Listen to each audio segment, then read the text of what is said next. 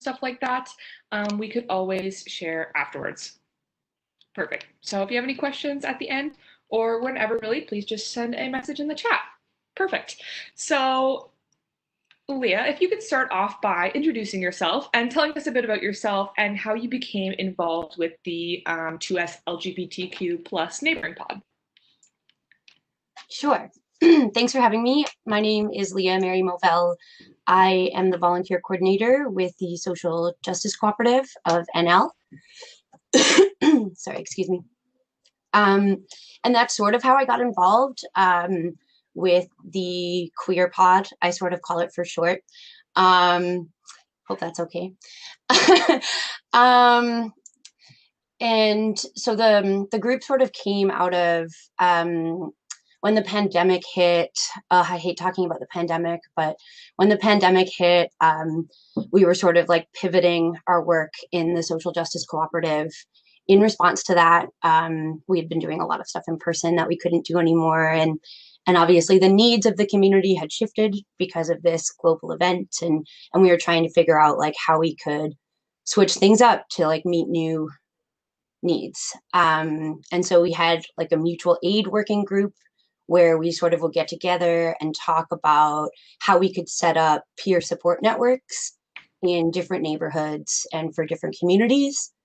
And so this group came to be because queer people and 2SLGBTQ plus people are the type of community where you can't necessarily rely on your geographic neighborhood if you're a queer person because they might not be safe people.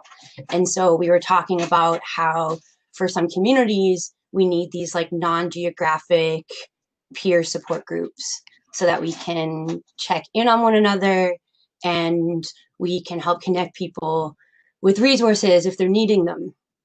And that's sort of how the 2SLGBTQ plus pod was born. Also with involvement from Peace, Love, and Pride. There's some like crossover of membership as there often is in smaller communities. And now we're running a couple programs and we've been connecting people with grocery hampers. We have a bit of funding ourselves, but we've also been sort of connecting with community resources. We've been referring to people to this really cool food line that the Jimmy Pratt Foundation runs, where people can get food hampers without needing to give their MCP card or anything like that. And there are very few programs like that. But our two sort of special programs are because we found a lot of the need didn't end up being necessarily for essentials like groceries or hygiene products, although we did get some of that, but essentials like community, because like people need community and people were cut off from their communities. And that's how we came up with the idea to do the Pride Pen Pal program and the Pride at Home kits, because we didn't really know how long people were going to be cut off from their community. Yeah, that's definitely really hard, especially I know for students, like you see someone in class and you become their friend, but you may not even necessarily know their name or how to contact them the whole time, but you've developed this relationship and now it's suddenly gone, which is hard for a lot of people. I know just from the student perspective, again, like that lack of community that you have literally just from sitting by even a bunch of strangers in class is still very important. And I believe for the queer community, that's very important as well. So amazing. So this started off on Facebook, is that correct? Sort of. It started sort of in a meeting. We had this working group on mutual aid, and we sort of saw a need to start this community for peer support for queer people. And we figured the easiest thing to do to reach the most people is to pop it up on Facebook and invite a bunch of people and hope that people find it. It's not perfect, which is why we're also trying to work with the neighbouring.org platform to get a community up on there so that if people don't have Facebook or if something happens with Facebook, we'll still be able to reach people. I have a lot of dilemmas about Facebook for community building because it has the benefit that almost everybody's on it, but it has a lot of really serious drawbacks too, and some accessibility problems, and especially like for different demographics. And so we're also working on getting a Google Voice phone number, so people will be able to call in if they need something and don't have internet access, or are not on Facebook, or Yeah, but I that's wish we still in really the works. had. Yeah, I wish we had a few months being like, okay, hey, like a pandemic's gonna start. You might as well want to get your like websites and everything set up now so that you have the perfect way to communicate with people. But unfortunately, we were sort of thrown in and have to find the best route to make these connections work, which happens to be places like Facebook and Zoom, like sort of working with what you got. So I find a lot of people have just been like really trying to either learn communication or like get really good at it really fast. Um, Yeah, that's definitely something that I have experienced doing this work over this pandemic. My internet skills, they're getting much better. So for our special programs, we're not just running them through Facebook, we're running them through a Google form so people can fill it out if they're not on the platform. And we're using really simple URLs to access them. A friend of mine, Debbie, I don't know if Debbie came to the meeting. Hi, Debbie, if you did.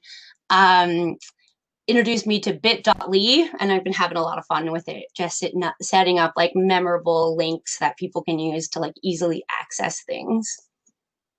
I love that. I know in our last coffee community we were talking about how like the internet does like really hinder a lot of people's actions. However, it's been able to help people like connect from like cross provinces. Or I know the last group was able to connect with an elder in Labrador and have some Mhm. really good discussion and stuff like that as a group and invite people into those spaces that aren't usually there. What do you think are sort of like the pros and cons of this type of meeting? I just That's a think it's great hard. question. That is a great question. I guess I'll start with the positive. Um, I personally have found there to be some serious pros, and I've also kind of collectively found there to be some pros. So in my own personal experience, like I like struggle with chronic illnesses and my energy can be kind of limited sometimes. And I have found I'm able to do a lot more when I can do it from my house. I'm very fortunate to have like a pretty comfortable home environment. So I know that's not always the case. I have found it very helpful given my own like health limitations. I've been able to do a lot more meetings. And and on the kind of the collective side, we've been able to connect with a lot more people. Um, Especially, I've found this in the social justice co-op. Um, all of our meetings pretty much went from being in person with the option of calling in to being just call in. And I found that when most people were in the room and there was just the option of calling in, it didn't really work very well for the people who were calling in. But when everybody's calling in, I actually find that can be sometimes that can be easier to facilitate, especially when you're trying to do it like partly in person and partly online. So we're actually not going back to, we're going to keep doing in-person socials, and maybe we'll do like a meeting or so, or a couple meetings a month in person, but we're going to stick actually at the social justice co-op. We're sticking with the primarily online meetings because we've been like struggling to build relationships outside of the city, and that has really improved since our meetings have gone online, and so that's a big pro, because we've gotten some like very reasonable constructive feedback about our name being the social justice cooperative of NL, and us really being kind of townies. So I think it's been really helpful in like bridging geographic gaps like you're saying. We haven't connected the queer pod. We haven't really connected with many people outside the city, but we very much would like to. And we um, set up our programs province wide intentionally and specifically. And the programs themselves are sort of based on wanting to be geographically inclusive to the whole province. Like when we were thinking about what emotional community needs to need to be met, we were thinking a lot about like queer people in the Bay, like having been one of them, like it's not always it can be like a really isolating experience. And so we specifically designed the program so that they would mean just as much to people outside of the city as they would in the city, because they're all through mail. Um, as for the drawbacks of online meetings, you can't make real eye contact with people. And that's something a friend of mine, Rosie, pointed out to me, and I just haven't been able to get it out of my head. Like, you're looking at someone on a screen, and even if you're looking at their eyes, like that is not eye contact. So it's interesting because lately, doing this work with the Queer Pod, we've had volunteers join that I didn't meet in person until very recently, and we had like built these relationships doing this work together, and we hadn't actually met in person. And by the time we actually did, it was like that was a really neat experience. So I wouldn't say it's necessarily a drawback, because I wouldn't have met those people at all if we weren't doing these meetings online. But there's something like you still, it sucks because I think you still have to be getting together in person to do like the real deep community building. I think like online outreach is a good, and online meetings, it's a good way to like start it and foster it. But I think to get like deep into the community building, we still need to find ways to get together in person. Yeah, I remember like being younger and parents saying like online friends like are not good. You have no clue who they are. They could be anyone from across the world, and like that's sort of like an amazing thing now. Mm-hmm. That your online friends can really be anyone from across the world, or for us across the island, honestly, because And there's just Labrador. exactly in Labrador, because there's just so many small communities and so many facets that need to be reached. And especially when it comes to, I'd say, like childcare too, that limits so many people from attending meetings and having that time to go. Um, so I don't know. The online meeting has definitely changed a lot of the way things worked, and I think it's going to keep changing the way that meetings occur, and community building, which is pretty interesting future. What does the future of the neighboring pod look like to you? Does it look like online, more events based, sort of social justice? What is your picture? To me, this 2SLGBTQ plus neighboring pod looks the same way I hope that all the other neighboring pods were able to foster will look. So like my vision for this is pretty big. Like I want to see like active communities of peer support networks where people check in on one another and connect one another to resources. And I think that can be very decentralized. Like um, a couple of folks can maybe coordinate it for different communities. So we're like a handful of people in the queer community trying to coordinate it for queer people. We're happy to have as many people join us as possible. In terms of like volunteer opportunities, they're not rigid because like we are building a community more than anything. So like when people join us, like their voice and what they want to do and what needs they see are as important as ours. And so there's not like a set list of things you can do. We're of course running a couple programs that we could use help with. But there's a lot of room to just like join the community and help build it. And I want to see neighboring pods in lots of different geographic neighborhoods around the province. I want to see them for different communities that need to be connected with people who share the thing that the community is based on in common with them, and that's important because of safety for racialized people, for queer people. So we need to be building those communities too, because for some people, like the people on their street work just fine, but that's not always going to be the case. Um, and so a couple of us from the Queer Pod are working through the Social Justice Co-op to, and with neighboring.org, to bring the people interested in this project together to like talk about where there's need and where we can build networks. And yeah, so my dream for it is that what we're doing is replicated like over and over and over. And, you know, people who are close to the ground in their communities and know what the needs are can sort of coordinate peer support, because I think people do want to offer help. They're just like not always sure where to start. Like we've seen examples in our community here in St. John's, just from my own experience, like what I saw with the snowstorm.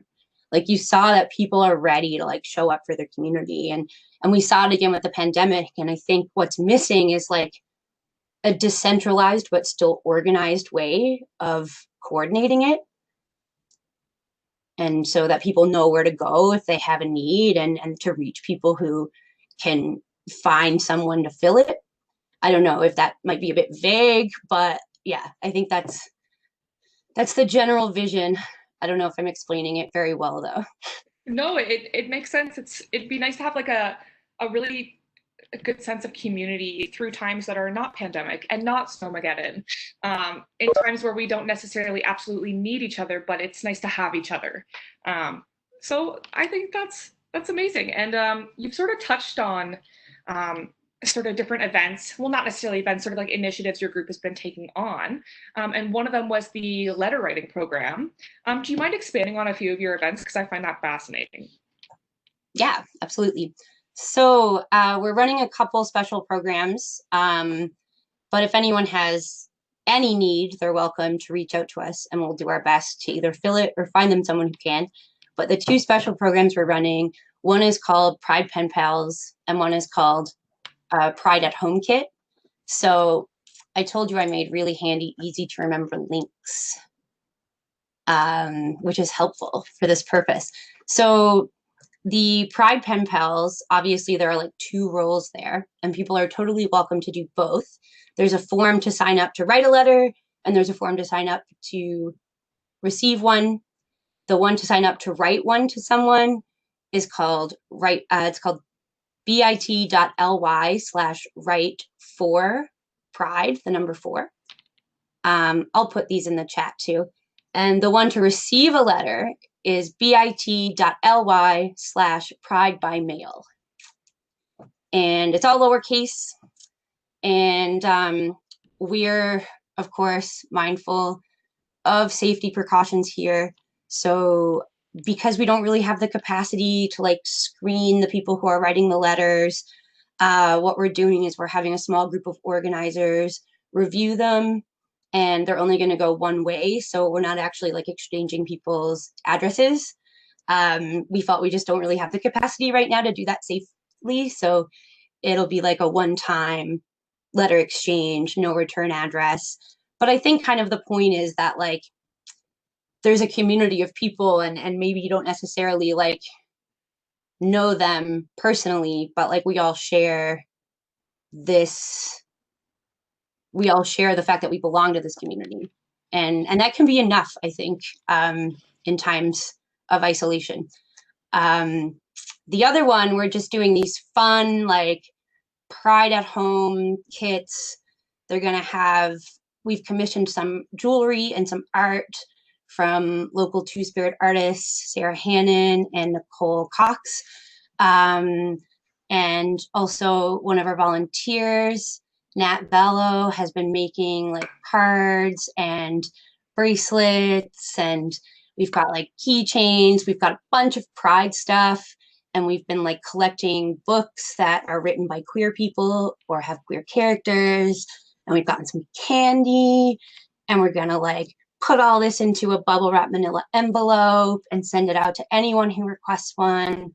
And so the form for that can be found at bit.ly/pridekitnl, all lowercase. Amazing. That's so exciting to get stuff in the mail, especially like a little package full of things. Like I don't know anyone that doesn't love getting like just like a little thing in the mail. It's so exciting, and to get that pride focused is just one up. It's just even better. So those are some pretty cool initiatives, and this is going through Social Justice NL and the Neighbouring Pod and Peace, Pride, and Love. Is that what it's called? Peace, Love, and Pride, the Social Justice Co-op, and the Queer Neighboring Pod. Yes, we're all sort of working together Some of us belong to multiple of these groups. I may or may not belong to all three of these groups. And we're working together and sharing resources to get this done. Peace, Love, and Pride is also working together with the co-op to do online, like sort of a similar festival to what we did last year. We're still figuring out if we can have events in person, but there's going to be online support groups. Because as I sort of alluded to earlier, a lot of the need right now is mental and emotional, and it's a need for community, and it's a need for community that can be accessed safely. Because I know like a lot of us have kind of loosened our pandemic restrictions, but that is not able to be the case for everybody. And yeah, I think it's important not to lose sight of that, and important not to lose sight of the fact that we're like headed into probably another wave of this. And so one of our focuses right now for the neighboring work with the queer pod and in general is to be ready for that, is to have like some networks built up so that people can reach us, and we can reach them and provide them with support. Amazing. And how are students able to, well, students and anyone really, able to avail of this support? Would that be through the Facebook page or a specific email?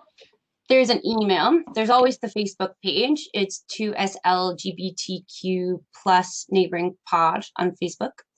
The email address is 2SLGBTQAidNL@gmail.com. So you can send a request to that email address. You can request any of the special programs through the forum URLs. You can also find those on the Facebook page. And soon we'll have a phone number. I wish we had it now so I could say it and it would be recorded forever. But it hasn't happened yet, and we're still working on it. And we'll make it pretty obvious when we have it. So we're planning some flyers and postering downtown as well, so that we can reach people who we're not necessarily connected with on social media. And we'll have hopefully the phone number on that form. It's all in the works. Yeah, it will eventually be here. Posters. You'll see them. They'll be fun. That is exciting. And I love those bit.ly links too. That is very creative. They're And fun, yeah. I feel like that's something a lot more people, I always just end up posting like these gigantic links and I'm like, here you go. I've been posting so many links that I've been getting like restricted by Facebook. So I have to clean up my links a bit, I think. So I've been experimenting with Bitly. We also have a community fund that we use to meet requests. And if people want to donate to that, they can find it at bit.ly/queerfund. All lowercase. And in terms of like, if people want to volunteer with us, like just come join the community and we'll work it out. Like if you want to get involved, I'm sure you have skills and passions that would be valuable to this community. So just like, let us know that you want to join the community. And we meet every so often, and we talk about ideas and projects and needs we see that could be met in the community. And obviously we don't see everything. So we'd love to have more people on board. Amazing. And I know earlier we touched about like how COVID has impacted the queer community. And I know like living in town, like I'm sort of familiar with how it's impacted the community in town.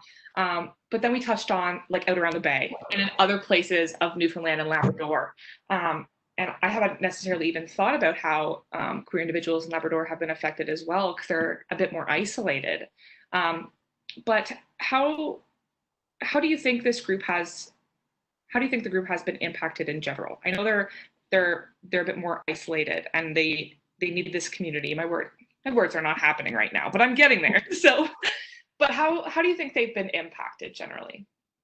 Oh my goodness. I don't know. I'm trying to imagine, because I've lived in the Bay, and I'm trying to imagine if I lived in the Bay right now.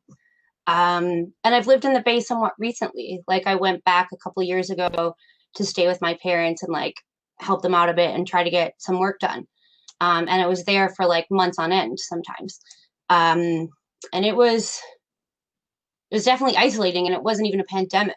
But I'm wondering maybe if the move online actually has the potential to be beneficial, because I don't know, I'm thinking about like when I go to my parents' house in Garnish, like, I don't know, pandemic or no pandemic, like, I don't really have much of a community there. So I don't know if like the move online could be helpful in some way, but I really can't speak too much for the experience because it's an experience that I don't have a lot of recent, I've limited recent experience with it. So like I don't know. Um, but I don't know. I think like a lot of Pride is St. John's based, so I'm sure it's isolating anyway. I know people like make a huge effort to sort of get in here for it, and that's obviously not an option for everyone. I didn't go to Pride until I moved into St. John's. And I know Pride parades are popping up around the Bay, which I think is super cool. Shout out to Marystown, where I went to high school. That did not happen when I went to high school there, but it's happening now. So that's good. um, yeah, I don't know. That's a tough question. I don't know if I'm the right person to answer it.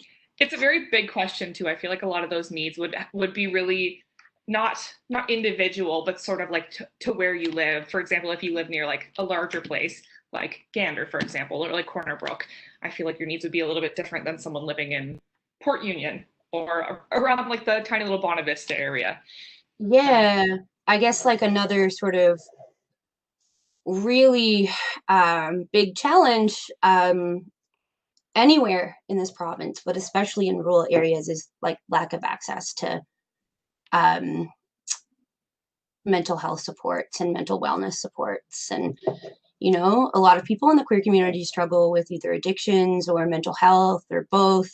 And I don't know, when I grew up on the Burin Peninsula and I only left there like 12 years ago, there wasn't a single mental health.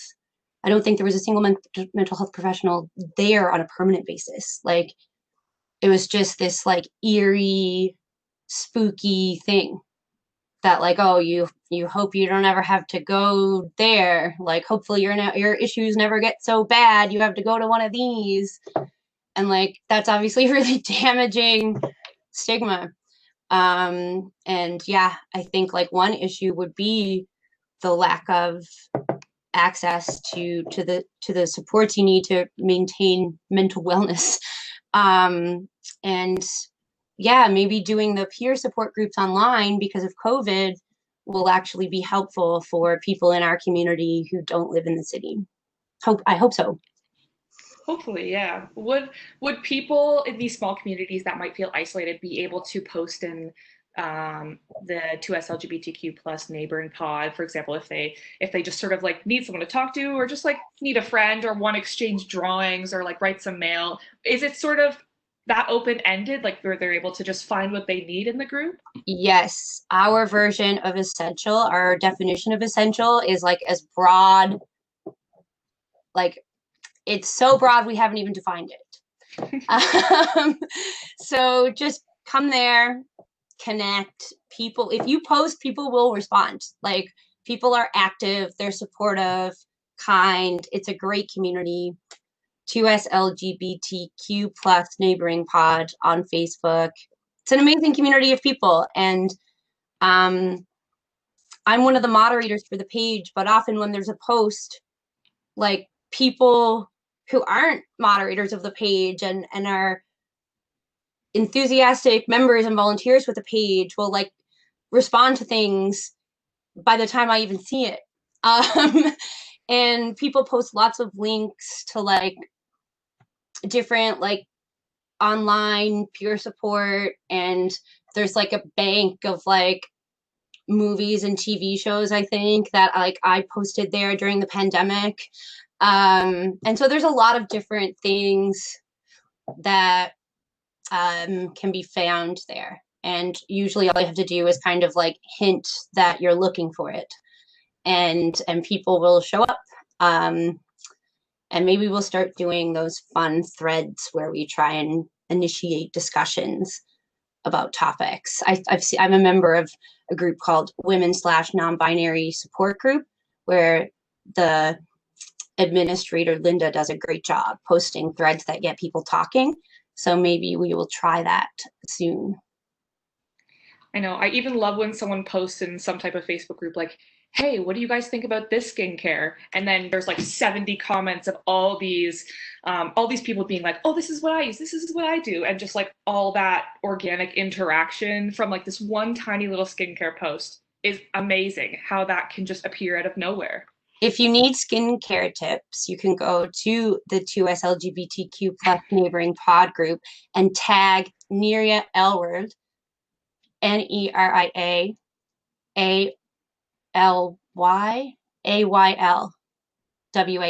I always mix that up. AYL. She is my skincare girl. She gives tips to everyone in the cooperative, and she's also in the queer pod group and will be happy to tell people what is great or what is bad about the products that they're using and recommend some as well. That makes me so happy. The needs that can be met here, they're broad. I'm so excited to see a skincare thread potentially pop up someday soon. I love that. I love that it's everything from like emotional support to just general kindness and community. It seems like a broad community based love for each other, which is so. It makes my heart very warm in this pandemic, seeing these groups pop up and this like very strong sense of community, and people like finding friendships where they never thought they would. For example, on Facebook, I have some friends that just refuse to use Facebook because they're like, it's for old people, and I'm like, there's some pretty cool stuff going on Facebook. So, but yeah, that is really all my questions. So people can get involved with you at the email you mentioned. You mentioned several Bitly's that I can also copy down and send to people if need be. Um, and that is amazing. Do you have anything else you want to chat about or anything you want to plug before we leave today?